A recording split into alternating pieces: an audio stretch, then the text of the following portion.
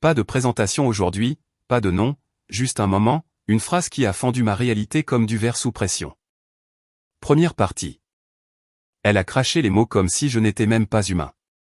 Il faisait déjà nuit quand je suis rentré. Les lampadaires vacillaient comme s'ils hésitaient à rester allumés, et le couloir sentait le brûler, peut-être du pain grillé ou autre chose. Elle était trop distraite pour surveiller le four. La porte de notre appartement était entr'ouverte. Ce n'était pas normal. À l'intérieur, les lumières étaient allumées, mais seulement à moitié. Une lampe dans le salon bourdonnait doucement, et une bouteille de vin à moitié vide se tenait comme un accessoire sur la table de la salle à manger. Il y avait 2 verres, l'un encore humide, et une seule tache de rouge à lèvres. Elle se tenait près de la fenêtre, faisant défiler l'écran de son téléphone, sans faire les 100 pas, sans parler, juste en faisant défiler, comme si le monde n'était pas censé exister autour d'elle. Je n'ai rien dit. Pas au début. J'ai laissé tomber mes clés doucement, espérant qu'elle remarquerait. Elle ne l'a pas fait. Alors, j'ai demandé, sans douceur, sans froideur, d'un ton plat, « As-tu oublié quel jour on est ?» Elle ne s'est pas retournée. Et puis, sans une pause, elle a tout balancé. « Mon Dieu, est-ce que tu t'arrêtes jamais ? C'est toujours à propos de toi. » C'est épuisant. Elle ne l'a pas crié. Elle le pensait. Chaque syllabe comme si elle avait attendu pour le dire. Comme si cela s'était accumulé. Et mon anniversaire n'était que l'excuse. Je suis resté là. Pas de colère, juste cette horrible sensation dans la poitrine, comme si on se tenait dans la maison de quelqu'un d'autre, comme si on venait de débarquer dans sa propre vie sans y avoir été invité. Elle s'est finalement retournée et quand elle a vu mon visage, c'est arrivé. Sa main a lâché le téléphone. Sa posture a changé, les yeux écarquillés, la bouche légèrement ouverte. Le regret. Pas le bon, le genre défensif. Le genre qui n'est pas désolé pour ce qu'il a dit, mais seulement désolé de s'être fait surprendre à le penser si profondément. Je ne le pensais pas comme ça, a-t-elle balbutié. Je t'aime. Tu sais que je t'aime. Mais même sa voix sonnait comme si elle était répétée. J'ai remarqué son manteau. Pas celui qu'elle porte pour le travail. Celui qu'elle disait avoir laissé au garde-meuble. Celui qui, disait-elle, ne lui allait plus. Elle le portait ce soir. J'ai de nouveau jeté un coup d'œil à la table. 2 verres, une seule tache, et soudain l'air est devenu plus lourd. Elle a dit, « S'il te plaît, ne recommence pas avec ton imagination. » Je n'ai pas répondu. J'ai juste fixé la chaise en face de la sienne. Elle était encore chaude. Je suis resté dans ce silence plus longtemps que je n'aurais probablement dû. Le genre de silence où même les battements de votre cœur semblent essayer de murmurer, « Ne bouge pas. » Le verre de vin, son manteau, cette chaise, tout me regardait comme les pièces d'un puzzle qu'elle n'avait même pas pris la peine de cacher. Et pourtant, elle m'observait, observait comment je réagissais, comme si j'étais jugé pour avoir trop remarqué. Men, oui, j'utilise son nom maintenant, a fait un pas en avant. Pas du genre réconfortant, ni même défensif. Juste un unique pas prudent, comme si elle approchait d'un animal blessé. Ses yeux ont filé vers la chaise, puis de nouveau vers moi, calculant ce que j'avais vu, ce que j'avais compris. Et je pense que c'est à ce moment-là que quelque chose s'est brisé en moi.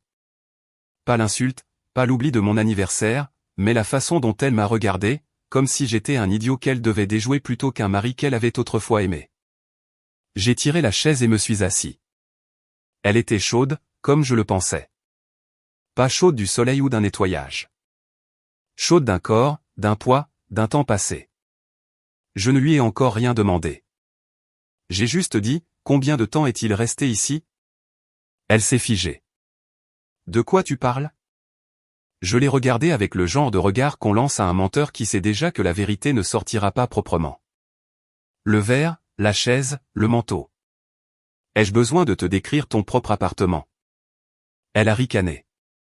Ricané comme si je l'avais accusée de cacher des biscuits, pas un autre homme. Tu es dramatique. Et voilà, le gaslighting, pile au bon moment. Elle faisait ça souvent, de manière plus discrète. Quand elle oubliait quelque chose, c'était parce que je ne le lui avais jamais rappelé. Quand elle flirtait devant moi, c'était mon insécurité. Quand elle rentrait tard, c'était toujours le travail.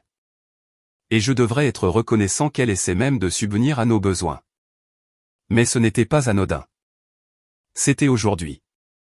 C'était censé être le seul jour, mon jour, où je n'aurais pas à remettre en question ma valeur. Je me suis relevé, les jambes raides, mon esprit déjà en train de rembobiner chaque séance de sport tardive, chaque mystérieux dîner d'équipe, chaque fois qu'elle me disait d'aller me coucher sans elle. Ce n'était plus des moments. C'était des preuves. Je peux le sentir, ai-je dit. Ma voix était plate, mais pas faible. Pas cette fois. Il portait de l'eau de Cologne. Pas la tienne. Et tu as changé les draps ce matin, n'est-ce pas? Pas pour moi. Pour lui. Sa bouche s'est ouverte, mais aucun mot n'en est sorti. C'est alors que je me suis dirigé vers la chambre. Je n'ai rien touché. J'ai juste regardé. Les draps étaient parfaitement lissés, mais il y avait 2 bouteilles d'eau sur la table de chevet, l'une à moitié vide. Une petite serviette jetée négligemment au bord du lit. Aucun détail ne criait, mais il chuchotait tout. Quand je suis revenu, elle était assise, maintenant, dans la même chaise où il devait être plus tôt. Elle a finalement rompu le silence. Tu pars en vrille. J'ai merdé. D'accord. Mais rien ne s'est passé aujourd'hui. Aujourd'hui, pas, jamais. Pas, tu as tort. Juste, pas aujourd'hui. J'ai hoché la tête comme pour dire merci, non pas pour l'honnêteté, mais pour avoir confirmé ce que j'avais besoin de savoir. Que je n'étais pas paranoïaque. Que mon cœur n'était pas fou. Que cette douleur dans mes côtes était réelle et méritée. Puis j'ai demandé, depuis combien de temps me trompes-tu? Elle ne l'a pas nié. Elle a juste dit que ça ne signifiait rien.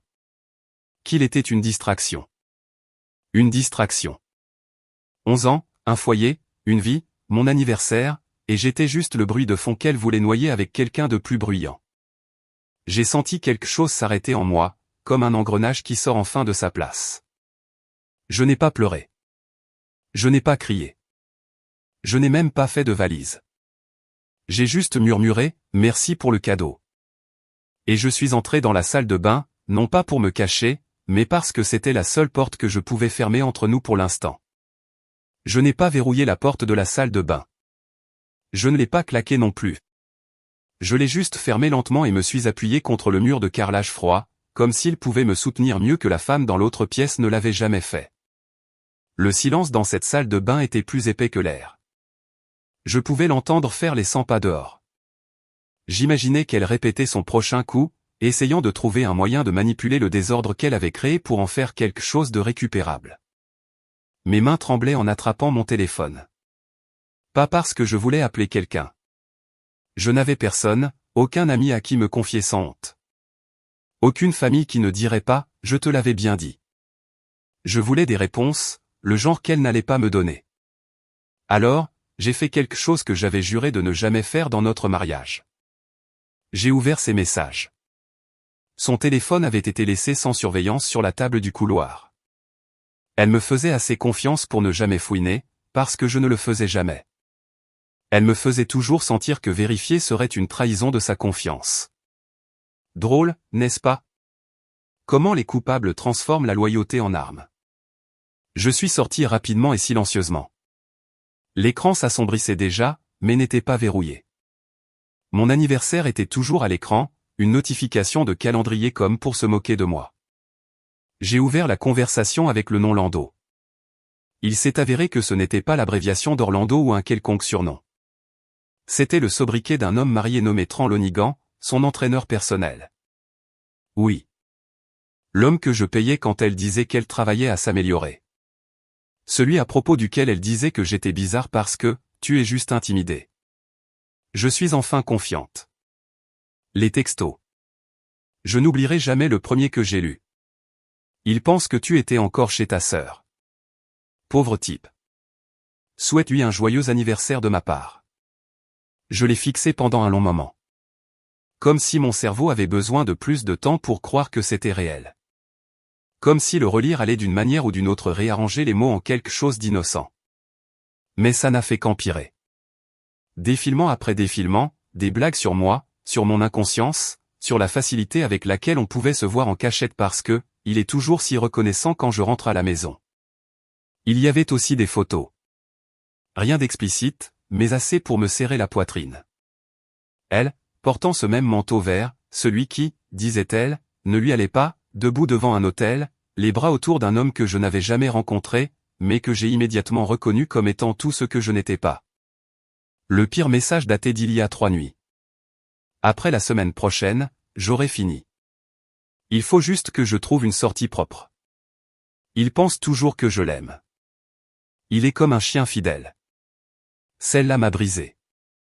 Je me suis assis là, par terre, avec son téléphone à la main, et j'ai ressenti cette sorte d'immobilité qui ne vient pas de la paix.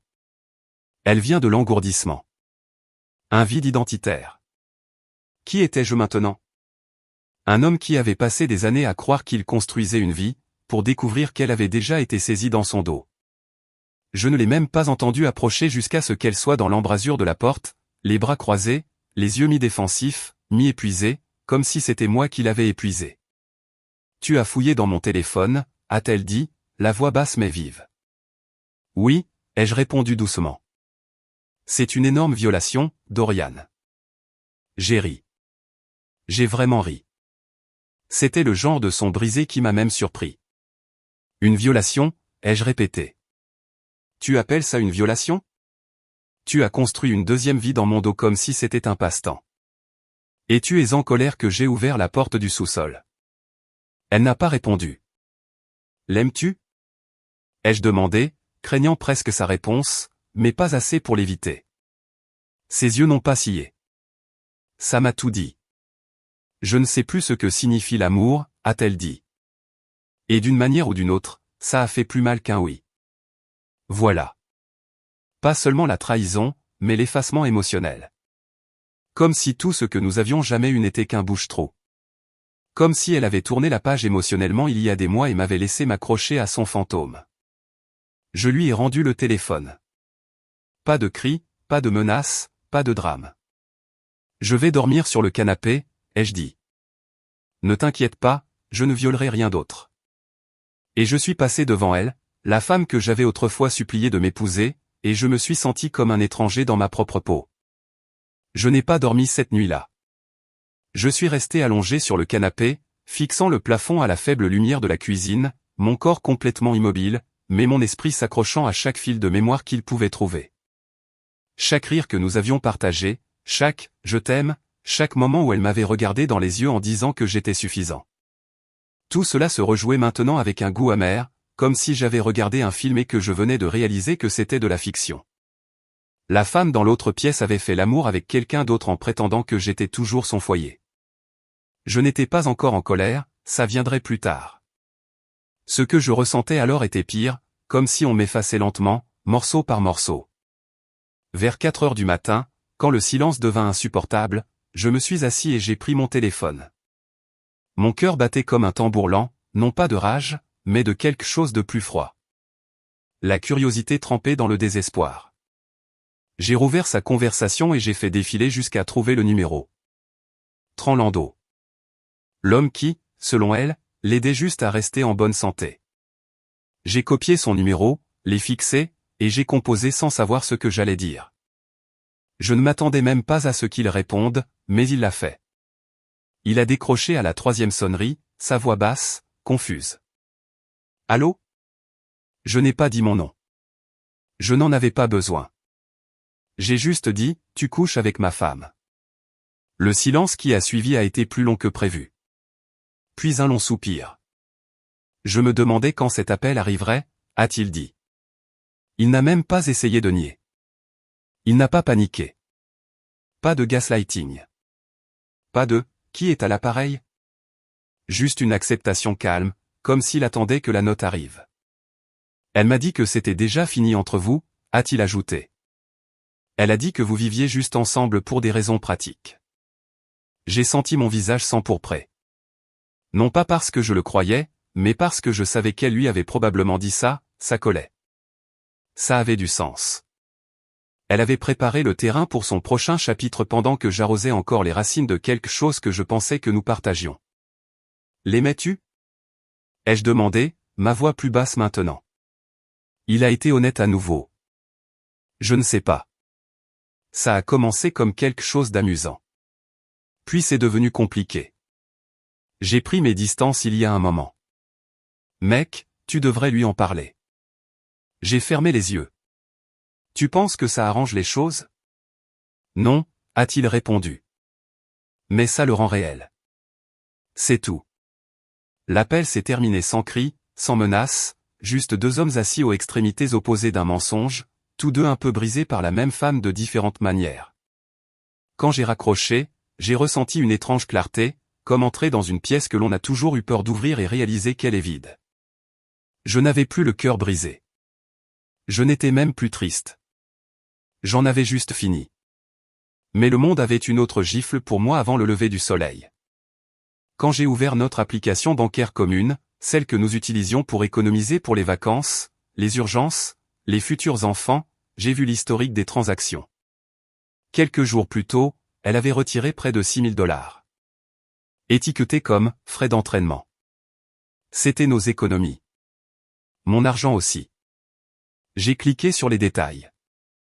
L'adresse, un spa resort à 3 villes de là, séjour de 2 nuits, forfait couple. Elle avait utilisé notre avenir pour financer son plan d'évasion. Je suis allé dans la chambre. Elle dormait encore, le clair de lune traçant son visage comme s'il n'avait aucune idée de ce qu'elle avait fait. Je l'ai regardée pendant un long moment. J'ai attendu que la douleur revienne, que la panique, le chagrin, l'effondrement reviennent, mais ils ne sont pas venus. À la place, j'ai ressenti une étrange montée de pouvoir. Non pas parce que j'avais gagné quoi que ce soit, mais parce que j'avais enfin compris à qui j'avais affaire. Ce n'était pas juste de la tromperie. C'était une élimination. Elle m'avait soigneusement effacé de ses plans et dormait maintenant paisiblement dans le lit qu'elle avait brûlé. Alors, je me suis retourné, je suis allé à la cuisine et j'ai commencé à écrire quelque chose. Pas une note, pas une lettre, mais une liste. La liste a commencé simplement, juste quelques mots au début. Un acte de rébellion silencieux dans une maison qui résonnait autrefois de rire. Je me suis assis au comptoir de la cuisine, au même endroit où nous avions autrefois planifié notre voyage d'anniversaire à Portland, au même endroit où nous avions ri de crêpes brûlées pendant le confinement. Et maintenant, là où je planifiais tranquillement ma sortie pendant qu'elle dormait à quelques mètres de là, respirant régulièrement comme si tout était encore normal. Je n'avais pas de plan directeur. Il n'y avait pas de fantasme de vengeance dramatique dans ma tête. J'étais trop fatigué pour ça. J'avais juste besoin de clarté, de quelque chose sur quoi me concentrer qui n'impliquait pas de m'effondrer ou de mendier des réponses que j'avais déjà. Alors, j'ai écrit, point par point. Annuler l'accès au compte joint. Contacter le propriétaire pour retirer mon nom. Imprimer les captures d'écran des textos, au cas où. Préparer vêtements, passeport, ordinateur portable, la carte d'Eli. Laisser l'alliance. Ne pas la réveiller. J'ai fixé ce dernier point pendant un long moment. Ne pas la réveiller. Ça semblait trop doux. Mais je savais que si je le faisais, elle mentirait, pleurerait ou transformerait tout ça en ma faute à nouveau. Elle avait une façon de faire sonner sa trahison comme quelque chose que j'avais provoqué. Trop sensible, trop distant, trop ennuyeux. J'ai donc décidé de disparaître pendant qu'elle pensait encore avoir le contrôle. À 6h12, j'ai tranquillement roulé ma valise dehors. Je n'ai pas pris grand-chose, juste l'essentiel. L'appartement était calme et la porte de sa chambre était fermée. Je me suis arrêté devant, non pas parce que je voulais entrer, mais parce qu'une partie brisée de moi voulait encore qu'elle m'arrête, qu'elle surgisse, qu'elle dise que tout était un test ou une erreur, ou même juste qu'elle était désolée d'une manière qui semblait réelle. Rien, juste le silence, le même genre qu'elle m'avait offert pendant des mois en prétendant que nous allions bien. Sur la table de la cuisine, j'ai laissé deux choses. Mon alliance dans un verre transparent, une petite enveloppe blanche. À l'intérieur de l'enveloppe, il n'y avait pas de lettres. Pas de discours dramatique, tu m'as brisé. Pas de spirale d'émotions, juste une seule photo imprimée de ces messages, celle d'elle avec Tran au spa. J'ai encerclé l'horodatage au stylo rouge et j'ai écrit 3 mots en dessous. Tu as choisi ça. C'est tout. En fermant la porte derrière moi, quelque chose d'inattendu s'est produit. J'ai expiré. Comme si mes poumons avaient retenu du poison pendant des mois et l'avaient enfin laissé partir. J'ai descendu les escaliers sans destination en tête, juste en mouvement. Mon téléphone a vibré vers 6h45. Un message d'elle. Où es-tu? Je n'ai pas répondu. J'ai désactivé les notifications et j'ai laissé tomber le téléphone dans mon sac à dos. À 7h30, j'étais dans un dîner que je fréquentais pendant mes années d'université. J'ai commandé un café noir et le même roulé à la cannelle que je n'avais pas touché depuis plus d'une décennie. La serveuse n'a pas demandé pourquoi j'avais l'air de ne pas avoir dormi. J'ai apprécié ça. Pour la première fois depuis des semaines, personne n'attendait rien de moi. Mais la paix ne dure pas.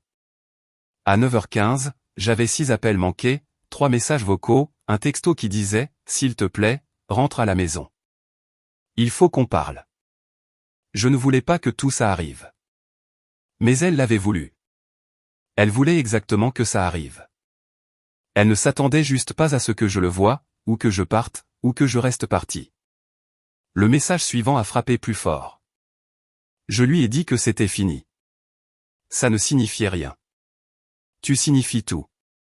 S'il te plaît, Dorian. Elle a utilisé mon nom.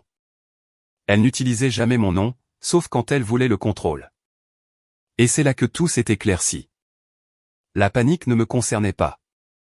Elle concernait son filet de sécurité qui venait d'être arraché.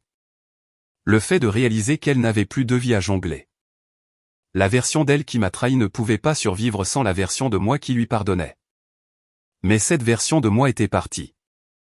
Pourtant, je suis resté assis. J'ai écouté un message vocal par curiosité morbide. Dedans, elle pleurait, mais pas le genre de pleurs qui viennent de l'amour. Le genre qui vient de la perte d'un sentiment de supériorité. Elle a dit, « J'ai vu ta liste. J'ai vu ce que tu as laissé. S'il te plaît, ne fais pas ça. Réparons les choses. Parlons. » J'ai complètement éteint le téléphone et l'ai laissé dans mon casier au cas où j'avais l'habitude de nager avant que la vie ne devienne trop lourde. Je ne voulais pas qu'il vibre dans ma poche toute la journée. Je ne voulais pas que sa voix essaie de se frayer un chemin à nouveau. Je voulais juste le calme. Et c'est exactement ce que j'ai eu pendant 2 heures de plus, jusqu'à ce que je revienne et trouve quelqu'un qui m'attendait dans le hall. Pas elle, mais sa mère. Et elle n'était pas là pour plaider la cause de sa fille. Elle était là pour me dire quelque chose qui a rendu tout encore pire. Je n'avais pas vu la mère de Men depuis plus d'1 an. Lorraine était l'une de ces femmes qui vieillissaient avec grâce mais portaient le jugement dans leur posture comme un manteau qu'elle n'enlevait jamais. Elle ne m'avait jamais aimé. Je n'étais jamais assez homme, jamais assez ambitieux, jamais assez affirmé. Mais ce matin-là, quand je suis entré dans le hall du 1K et que je l'ai vue assise là, un sac à main serré contre sa poitrine comme s'il maintenait son cœur à l'intérieur, elle ne ressemblait pas à la femme qui insultait subtilement mon travail ou remettait en question la taille de notre appartement. Elle avait l'air fatiguée, secouée, peut-être même honteuse. « Dorian, dit-elle en se levant, la voix tendue. Il faut qu'on parle, maintenant. » Je n'ai pas répondu. Je ne voulais pas m'asseoir. Je ne voulais pas qu'elle ait l'impression que c'était des retrouvailles. Mais elle est passée juste à côté de moi et a franchi la porte, me forçant à la suivre comme un gamin perdu traîné au bureau du directeur. Dehors, elle s'est arrêtée près de sa voiture et a ouvert la portière côté passager. « Je ne monte pas dans votre voiture, ai-je dit sèchement. Alors restez là. Mais vous allez écouter ce que j'ai à dire, que ça vous plaise ou non, a-t-elle cassé. Cette vieille aigreur dans son ton a failli me faire partir, mais quelque chose dans la façon dont sa main tremblait quand elle a fouillé dans son sac m'a fait faire une pause. Elle m'a dit que vous étiez parti, dit Lorraine, sans me regarder. Elle est anéantie. Vous le savez, n'est-ce pas? Elle l'a toujours été. Je n'ai pas répondu. Elle m'a appelé en pleurant, balbutiant que vous aviez tout vu. Et puis elle a commencé à dire des choses qui n'avaient pas de sens sur le fait de s'enfuir. Sur des avocats, elle s'est interrompue. Puis elle m'a regardé. Elle ne vous a pas parlé du compte, n'est-ce pas? Quel compte? Les lèvres de Lorraine se sont serrées. Puis elle m'a tendu un relevé bancaire plié. Elle transfère de l'argent sur un compte séparé depuis près d'1 an. Des milliers chaque mois. À votre nom. Elle a falsifié vos documents de consentement. Elle prévoyait de vider ce qui restait et de disparaître. Elle avait même un vol réservé. Nouveau-Mexique, demain matin. Je fixais le papier dans ma main, les chiffres comme des flammes léchant les bords de ma santé mentale restante. Numéro de routage, date, montant, tout était là. Des retraits de nos économies d'entreprise communes, une activité secondaire que j'avais lancée dans l'espoir de me consacrer un jour à plein temps à mon travail de freelance. Je pensais que nous construisions un avenir. Elle préparait une sortie. Elle a utilisé votre numéro de sécurité sociale, ajouta Lorraine. Et elle vous a inscrit comme partenaire commercial inactif. Si elle avait réussi son coup, vous auriez été responsable de toutes les dettes. Je n'ai pas pu respirer un instant. C'était trop calculé, trop méticuleux. Ce n'était pas une liaison. C'était un démantèlement de ma vie par petites touches silencieuses. Elle ne s'enfuyait pas seulement avec un autre homme. Elle s'assurait que je ne puisse pas la suivre. Ni légalement, ni financièrement. Elle m'a appelé ce matin, en panique, poursuivit Lorraine, la voix tremblante maintenant. Elle n'arrêtait pas de dire qu'elle avait mal calculé, qu'elle pensait que vous vous effondreriez et resteriez. Elle n'a jamais pensé que vous partiriez vraiment. Je l'ai regardée alors. Vraiment regardée. Et pour la première fois, Lorraine ne semblait pas être une belle-mère froide et critique. Elle semblait être une femme qui regardait sa fille tout brûler et qui était enfin forcée d'admettre que le feu était réel. « C'est ma fille, dit-elle doucement. Mais je ne suis pas là pour la défendre. Je suis venu vous donner ça. Vous devez vous protéger. Et si vous êtes intelligent, vous ne lui parlerez plus jamais. » J'ai hoché la tête lentement, j'ai pris le papier, je suis parti, mais ma poitrine se soulevait de quelque chose de nouveau, pas seulement de la trahison, pas seulement de la douleur, quelque chose de plus aigu, de plus proche de la fureur. J'avais été fidèle, patient, silencieux et indulgent. Et elle n'avait pas seulement triché, elle avait comploté, utilisé ma confiance comme un scalpel, taillé sa nouvelle vie dans ma colonne vertébrale. Et elle n'était pas désolée. Elle était juste désolée d'avoir échoué. De retour au vestiaire du 1K, j'ai fixé le relevé bancaire pendant 10 minutes avant d'enfin ouvrir mon casier et de prendre mon téléphone éteint. Je l'ai allumé. 52 messages. Je n'en ai lu aucun. À la place, j'ai tapé 5 mots et appuyé sur envoyer, le compte. Je sais tout. Moins de 5 secondes plus tard, elle a appelé. Je n'ai pas répondu.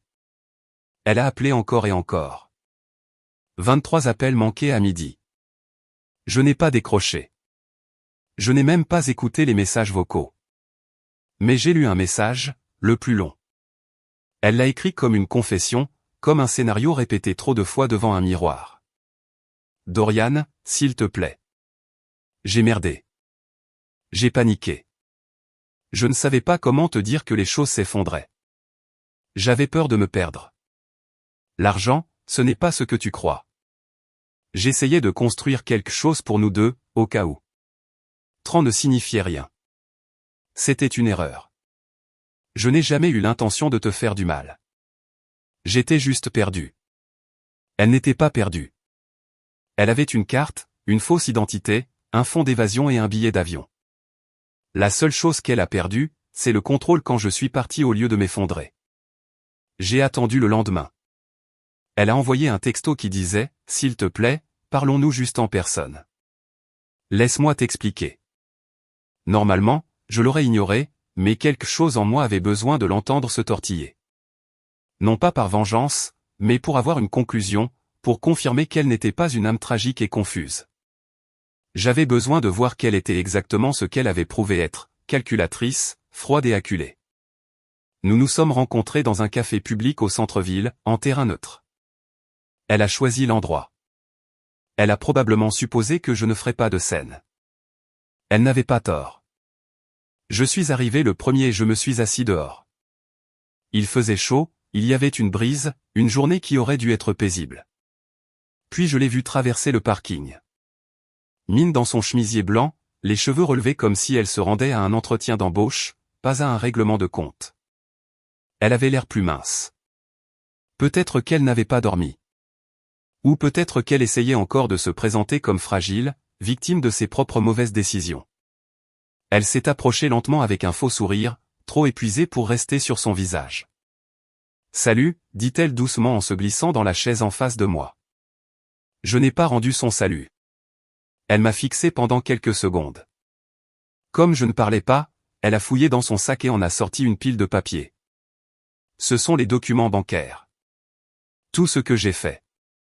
Je les ai apportés. Je veux arranger les choses. Je les ai regardés. Je ne les ai pas pris. Tu ne les as pas apportés pour arranger quoi que ce soit, ai-je dit, la voix basse. Tu les as apportés parce que tu sais que les retombées arrivent et que tu veux jouer la méchante repentie avant que ça ne frappe. Son expression a changé immédiatement. Cette petite fissure dans son masque est réapparue. Ce n'est pas juste. Tu as falsifié mon nom sur des documents financiers. Tu as vidé nos économies et tu as eu l'audace d'écrire frais d'entraînement à côté de ton escapade amoureuse. Tu ne voulais pas te confesser. Tu voulais une sortie propre. Tu ne pensais juste pas que je me lèverais et partirais avant que tu aies le dernier mot. Elle a cligné des yeux, a dégluti difficilement. J'ai paniqué. Non, ai-je dit, tu as planifié. Elle a ouvert la bouche, mais je l'ai interrompue. J'ai parlé à Tran. Ça a fait mouche. Ses lèvres se sont légèrement entr'ouvertes, ses pupilles se sont aiguisées, et elle s'est agitée sur son siège comme si elle devait soit fuir, soit attaquer. J'ai regardé tout ça se passer en temps réel. Elle n'était pas prête pour ça. Il m'a tout dit, ai-je continué. Tu as dit que c'était fini entre nous. Tu as dit que je restais juste par commodité. Tu lui as menti comme tu m'as menti. Tu as construit deux mondes et tu as pensé que tu pourrais vivre dans celui qui te servirait le mieux. Elle était silencieuse maintenant, tripotant une serviette, les yeux balayant la table comme si elle essayait de résoudre une équation mathématique qu'elle n'avait pas étudiée. Finalement, elle a parlé. J'étais malheureuse. J'avais l'impression de m'effacer. Tu as cessé de me regarder comme avant.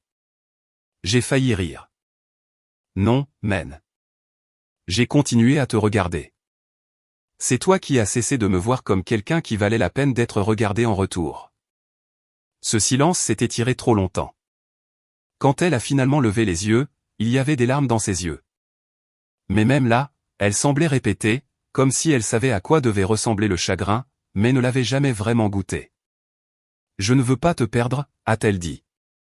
Je ne veux pas que ce soit la fin. C'était une chose étrange à entendre.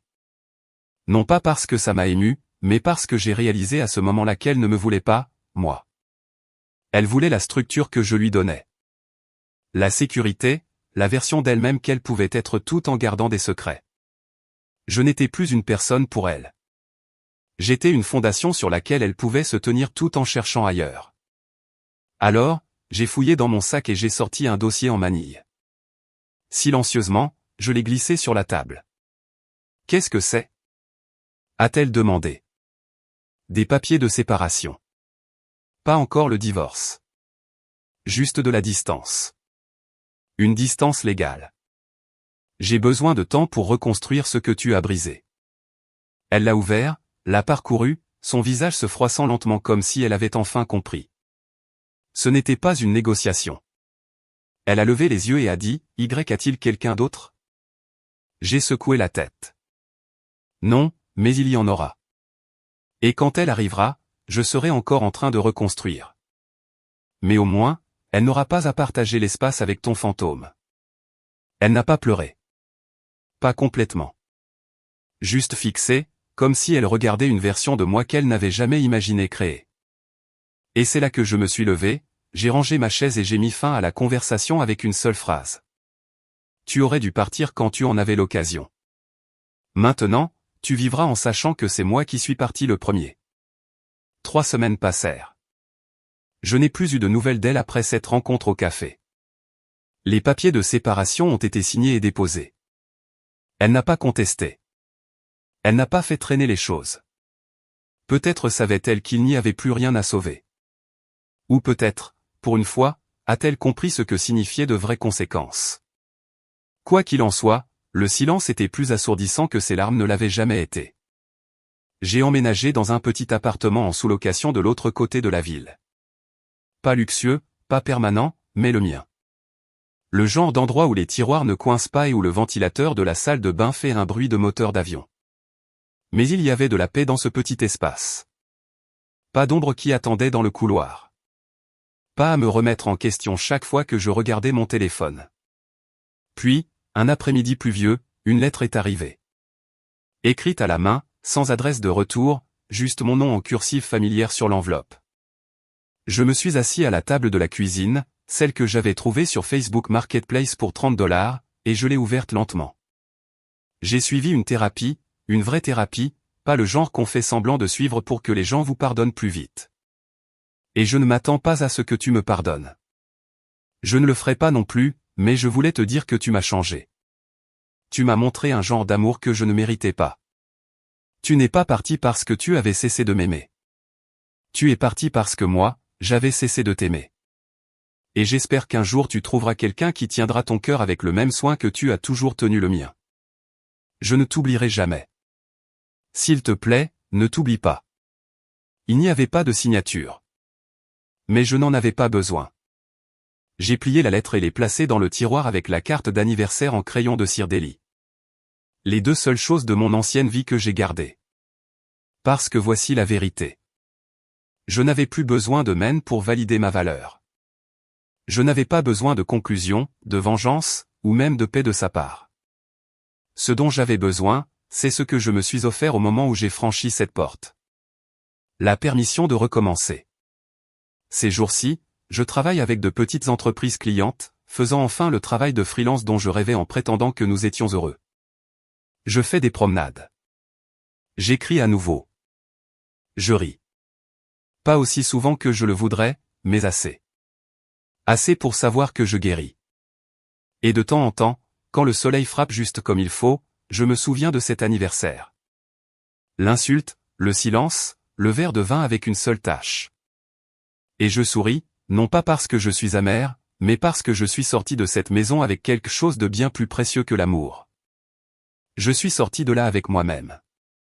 Merci d'avoir regardé cette histoire se dérouler ici sur Reddit Confession. Maintenant, je veux vous entendre. Quel moment de cette histoire vous a le plus touché? Était-ce l'appel téléphonique, la liste, la rencontre finale au café? Laissez vos pensées dans les commentaires ci-dessous.